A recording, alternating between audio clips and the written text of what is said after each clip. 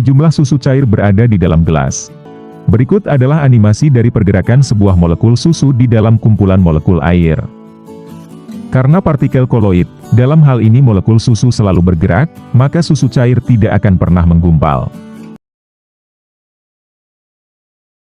Partikel koloid tersusun atas berbagai atom. Untuk mempermudah pemodelan, anggap saja partikel koloid berupa gumpalan tunggal. Di sekitar partikel koloid, di sana terdapat partikel lain yang berukuran lebih kecil. Nah, partikel kecil ini akan menempel di permukaan koloid. Jika dilihat dari muatan partikel yang menempel, terdapat 3 jenis koloid. Koloid bermuatan netral karena yang menempel adalah partikel yang tidak bermuatan. Koloid bermuatan positif, karena yang menempel adalah partikel bermuatan positif.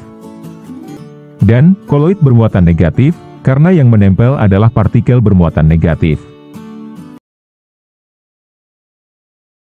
Alat dan bahan yang digunakan ada susu full cream, telur, cuka, gelas, dan sendok. Tuangkan susu ke dalam gelas, lalu tambahkan cuka secukupnya. Aduk menggunakan sendok, lalu amati perubahan yang terjadi.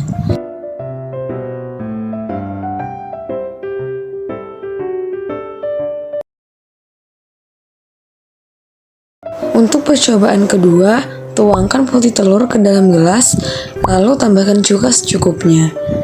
Aduk hingga merata dan amati perubahan yang terjadi.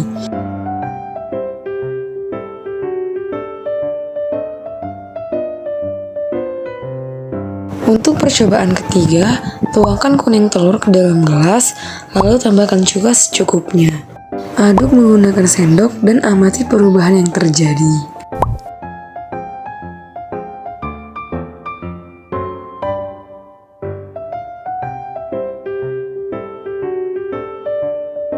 Panaskan ketiga gelas tersebut untuk menguji gelas mana saja yang termasuk positif protein dan negatif protein. Setelah dipanaskan, ternyata gelas yang berisi susu mengalami penggumpalan. Begitu juga pada gelas yang berisi kuning telur dan putih telur. Berarti susu, kuning telur, dan putih telur termasuk ke dalam positif protein. Darah yang mengalir di sisi kiri merupakan darah kotor yang terdiri dari cairan darah, molekul darah, dan ion pengotor darah. Kedua aliran terpisah oleh membran semipermeabel dengan pori-pori yang sangat kecil, lebih kecil dari diameter molekul darah. Sehingga, molekul darah tetap mengalir menuju tubuh, sedangkan ion-ion penyebab darah kotor dapat memasuki pori-pori membran, kemudian terbawa aliran darah pada sisi yang lain. Sekarang darah yang mengalir menuju tubuh hanya mengandung molekul darah, dan cairan darah yang bersih.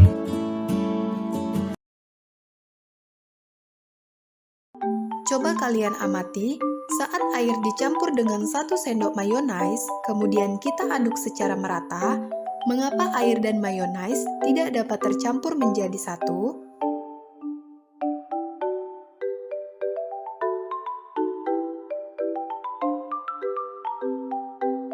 Kemudian, saat air dicampur dengan 1 sendok tepung kanji, kemudian kita aduk secara merata, mengapa tepung kanji bercampur menjadi satu dengan air?